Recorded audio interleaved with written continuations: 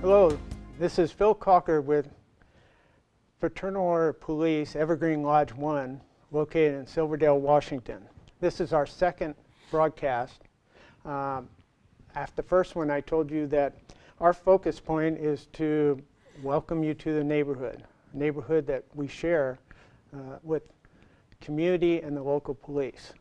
Our theme is that strength comes from communication and working together to bring about a positive change. In the past, we've had a lot of negative things said about police officers, and we're trying to show the positive side of law enforcement and how we protect and serve those that live in our community. It's not just a job, it's a calling. And those that work in this job, they give it their all every day, and their families give it their all to contribute to making it successful for safety for you and me and everyone in the community. Today I have a treat for you.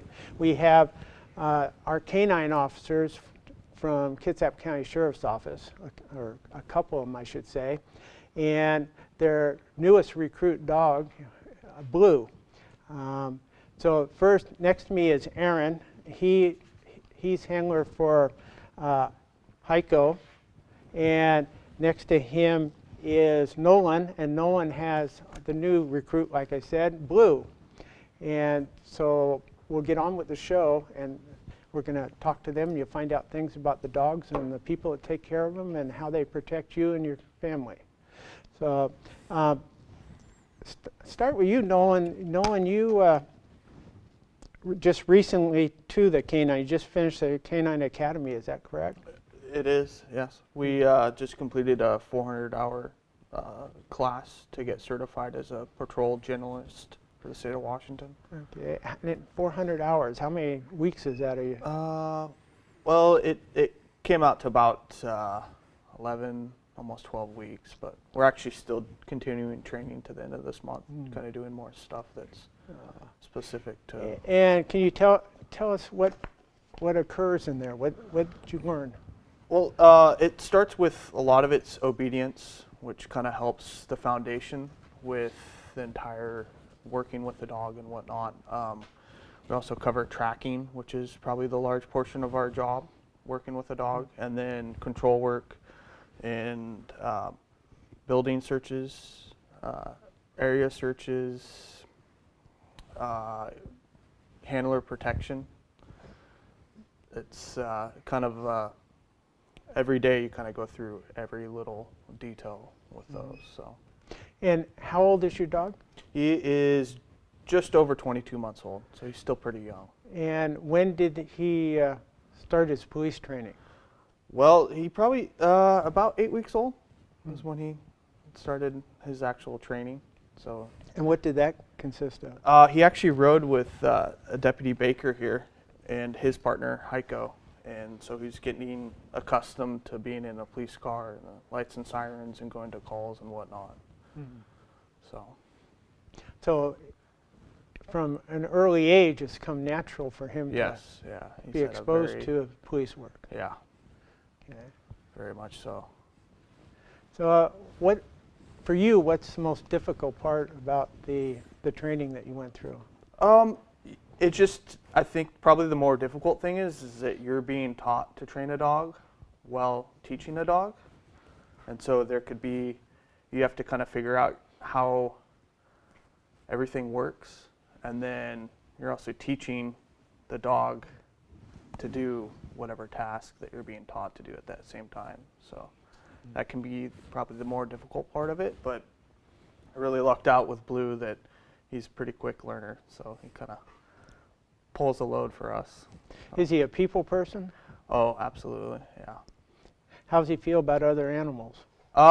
We don't have too much of an issue. We have 2 French bulldogs that live at home and lays on the floor with them. Has no problem. Plays with them all day. So. He's part of your family at home, too, absolutely, right? yeah. Yeah, I have a 9-month-old daughter and crawls around on the floor with him and no issues. He sleeps in our room generally at night and whatnot. So Yeah, he's a great dog. He's got a really good on and off switch. So at Mhm. home he's pretty chill and just likes to kind of lounge around. Oh, good. In your training, canine training, is it, how would you say, is it book work or compared to actual physical in the field work? It's 98% field work and actually doing the task. I mean, we have classroom and stuff like that to go over, stuff, but almost all of it's actually doing the job. And how long have you been on the sheriff's office? I started in 2011 as a reserve for the sheriff's office, and then I was hired in 2014 as a full-time deputy.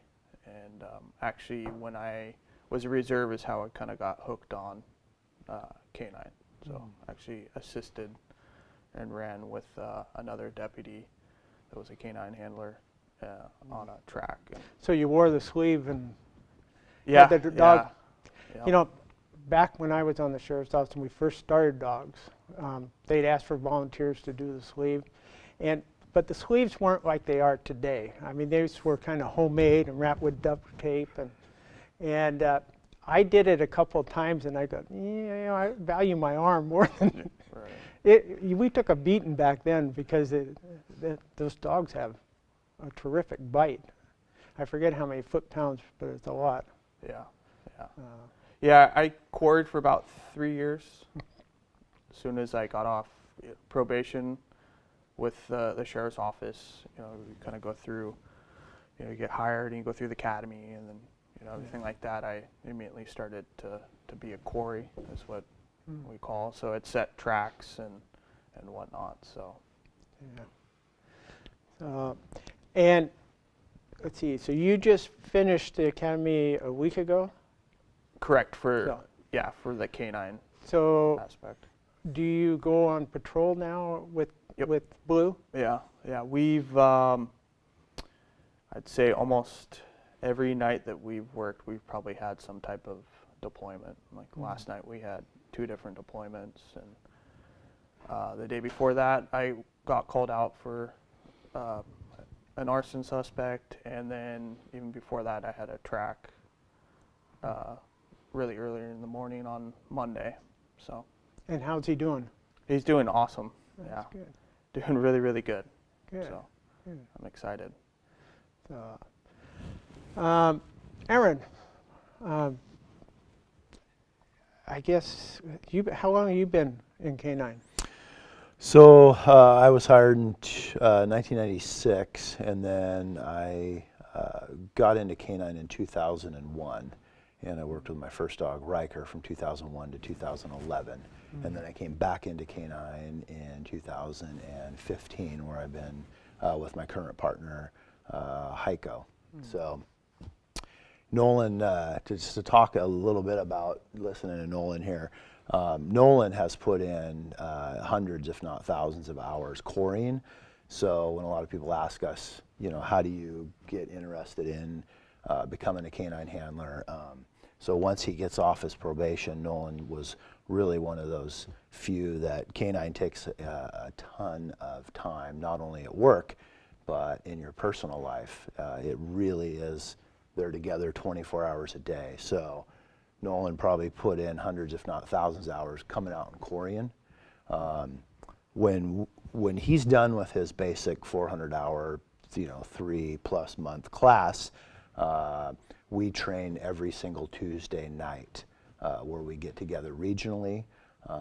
All the dogs that work for Bremerton Police Department, Kitsap County Sheriff's Office, and then about once a month we'll get together with the Olympic Peninsula Regional Canine Group. So they have a couple dogs in Port Angeles, Sequim, Grays Harbor, Aberdeen. We'll get together and train. So even when he's done with his 400 hours of training, every single week we get together and continue our training.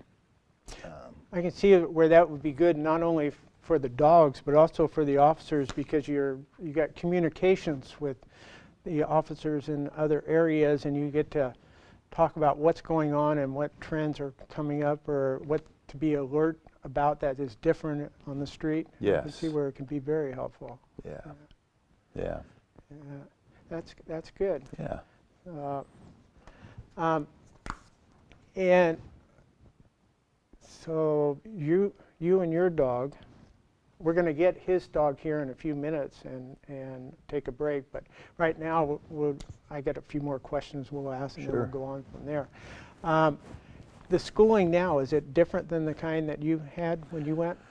It is a little bit different. So I went through my first basic canine patrol handler class in 2001. And when you talk about book work and whatnot, so not only is Nolan learning his basic obedience, how to communicate with Blue. Really, Nolan is becoming his own dog's trainer. So he needs to teach him to sit, to come, to down, all those things. How to find evidence that's dropped in the commission of a crime. But they're also going through a lot of the book work and whatnot could take place on his own time after class, where he's reading up on case law. What factors that we use to deploy on. We use a case called Graham v. Connor. It's not a canine specific case, but it's really a use of force case. Our dogs are locating. We call them locating tools. So their primary function is going out there and finding people that, dangerous people that run from us. But during his initial 3-month class, on his own time, he's reading books, he's watching training videos, he's learning case law. I think some of the biggest things that have changed is the importance of learning the case law, that what we can deploy on and what not to deploy on. So the people that we're going after really are the most dangerous suspects that we'll encounter. So Graham v. Connor, he has to know inside and out the 3 prongs of it. What are the severity of the crime that we're investigating? So we're only going to track on really severe burglaries, rapes, robberies, arsons, things like that. Serious assaults. Is the suspect actively resisting arrest by fight or flight? And does that suspect pose a danger to society? So if we do not go out and locate him, is that person going to come back and hurt that person in the house? Is that person going to continue to go throughout a neighborhood and continually, do more burglaries, things like that? So, You bring up a good point, because I don't know that a lot of people understand that the law is always revolving. It's never the same. Case laws keep changing laws, sometimes for the good, sometimes for the bad. And the good we benefit with, the bad, not only do we suffer, but society suffers in general with it. And this last decade has been really a lot of changes in case laws, and not all of them real good. But the police, because you keep on top of it, you adapt to it and you make the best of it and do the best you can. And I think that's wonderful that you guys can do that. I know sometimes it's probably not real easy to do. We got in a conversation with some retired officers, and we were talking about the homeless situation. And there wasn't homeless situations back 10, 20 years ago like there is now. But we had laws on the book that prevented it, like vagrancy. But then they decided that was unconstitutional because it was against poor people. You had to have $1 in your pocket. We had lawyering laws that if you're in a certain place, you have to have a reason to be there. You can't just hang out in a certain place. And they did away with that law because people have a right to be wherever they want to be. In my day, we were supposed to know everybody in our area. if you saw someone walking down the streets as a stranger, you stop and you talk to them. You got in trouble if you didn't. I mean, you were to find out who they are, what they do. Tell you a quick story, then get back to canine. First night, I was still riding with my sergeant, and we went to Elsie's, which was a diner in Silverdale. It's long gone. And we go in, it was the only place that was open. We would go in there at like 3 in the morning, or 4 after the bars closed, and we think we got the drunks off the street. We go in there, and I was tired my first night riding with them, and we meet the state patrol there and the city cops. They would all come down to that place because it was the only one in the county open. And we start to walk over to a table where these other officers are sitting, and my sergeant goes to me, "No, you're not coming with us." I go, "What?" He goes, "You see those 2 guys sitting at the end of the counter over there?" I go, "Yeah." He goes, "You go sit down with them. I want to know who they are, what they do, where they work, and you can tell me that after we're done." So I go over there and sit down with these people that I don't even know, and they didn't look like they were really police-friendly people. But I go over there, and I'm thinking, well, I'm going to play the pity card on. I go, "You know what that SOB over there told me to do? I'm sorry I got to bother you, but you know." I sat down and talked to him. Ended up being good friends, and I went back to the car. I told the sergeant everything he wanted to know about him. The point I'm making is that now you don't have that luxury that you can go up and just talk to strangers without being assigned to a case file or some kind of deal. And you know, it's one of the deals that just kind of takes away from your job. It makes it a little bit harder for you to do your job, but you guys are still doing a great job out there, and I appreciate it. You know, I have to say on that, I think one of the greatest things about canine is that there's so many beneficial things that canine does, not only for us, but the citizens and the people that we are tracking. But I think one of the greatest things that canine affords us is the opportunity for public outreach. So we do our public demonstrations out at the Kitsap County Fair every year. We go to dozens of schools every year, civic groups, Rotaries. But even when we're out, Nolan can attest to this, over the last 3 months in our training class, we did a large portion of it during the daytime. We normally work at nights. Every single day, Nolan could probably tell you the dozens of times where people would come up and just talk to us and say, "Hey, what are you guys doing?" And it gives us the opportunity to interact with people out there. They are interested in our dogs and how we train them, and where they live, etc. And it gives us the opportunity to talk to them, so that when they leave our conversation, they're like, hopefully they're leaving our contact thinking, "Man, those are nice people out there." Yeah. Oh, that's good. It's good PR. It is the best PR tool that we have. My wife cannot go to the fair without making sure she gets to see the canines. Yeah. Every year.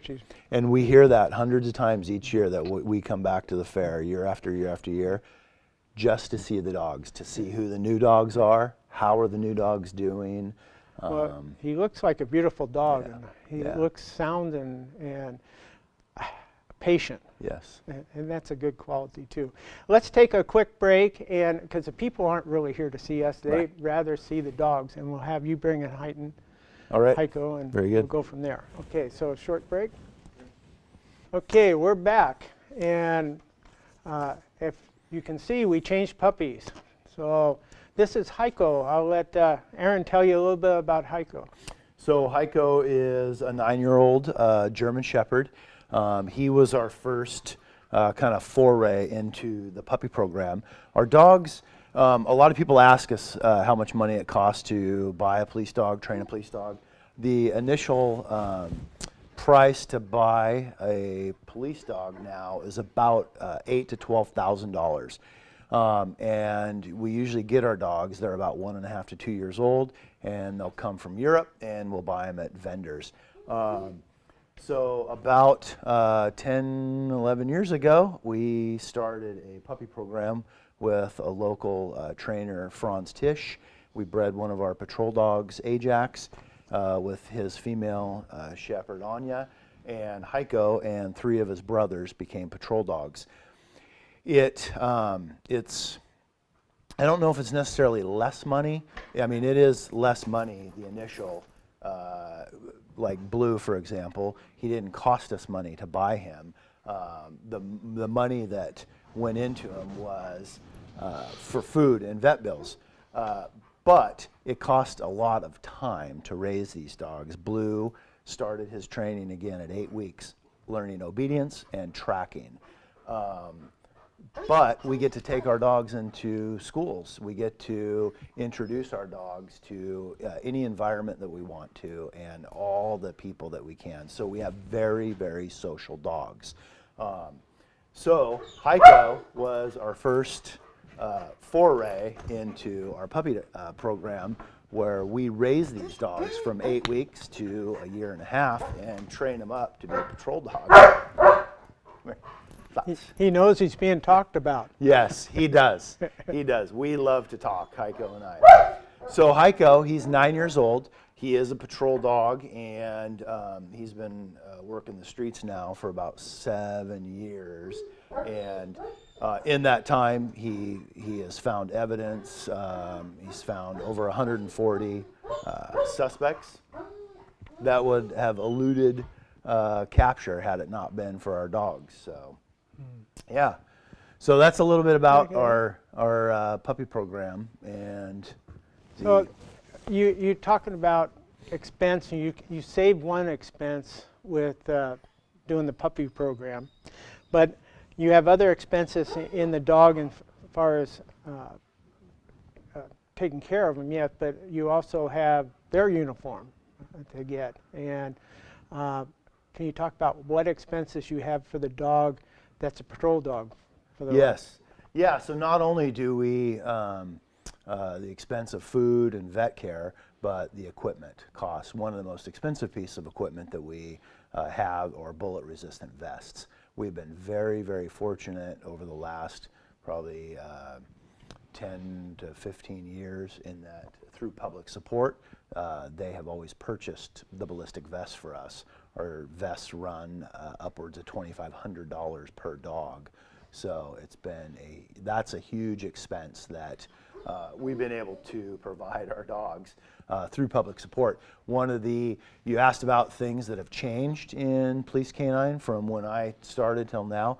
We have heat sensors in our patrol cars now that we never did 15 years ago. Mm-hmm. Our heat sensors that we always leave our cars running with the air conditioning on for the dogs so they don't overheat.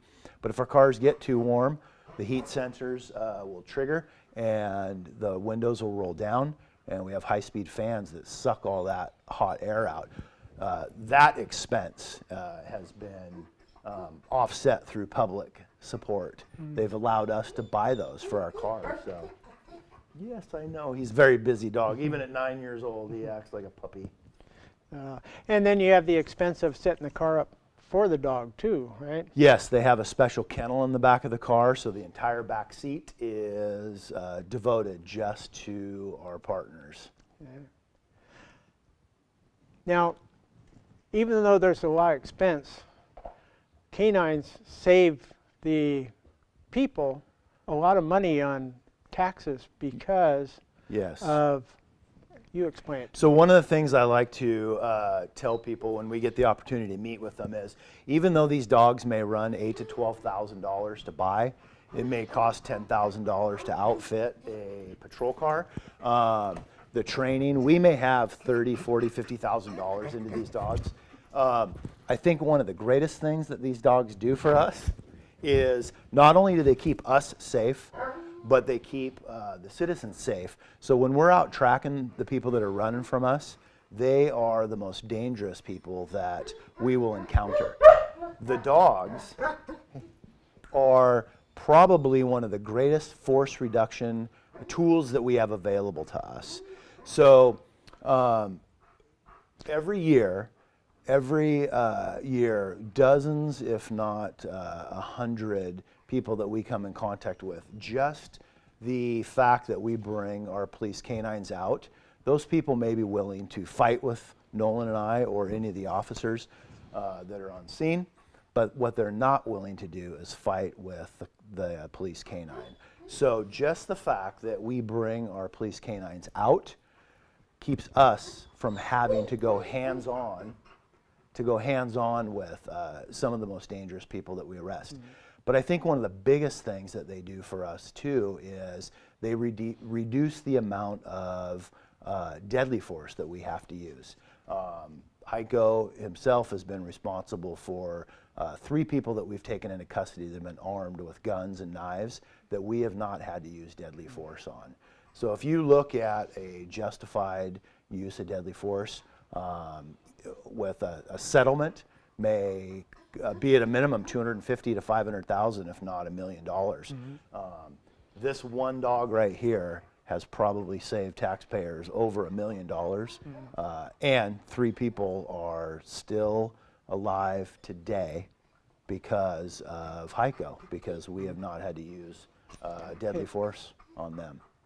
Well, I thank you, and I hope you guys will come back because I'm sure I don't know about you guys, but I know the public want to see the dogs. Yes, yes. So, but I appreciate it. I want you to stay safe out there, and I want to thank you for the job you're doing on behalf of us and on the community. Thank you. Thank you. Thank you. Appreciate you having us. Okay, thank you.